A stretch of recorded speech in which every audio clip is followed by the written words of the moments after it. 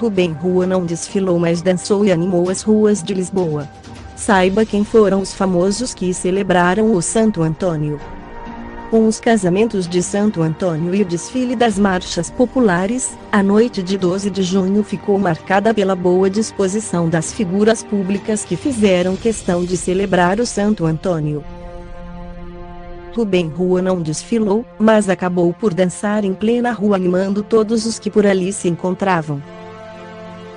Ao som da música de Toy, abre aspas, coração não tem idade, vou beijar, fecha aspas, o manequim e apresentador, juntamente com um grupo de amigos, fez uma coreografia para a música do momento do cantor.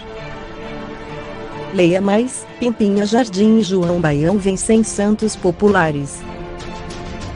As 26 marchas deste ano contaram com a presença de Tereza Guilherme, João Baião, Carla Andrino, Flávio Furtado, Olívia Ortiz, Custódia Galego e Diogo Martins. Pimpinha Jardim e João Baião apadrinharam Alfama, a vencedora das marchas populares de 2018. Veja o vídeo na galeria. Fotos, Instagram.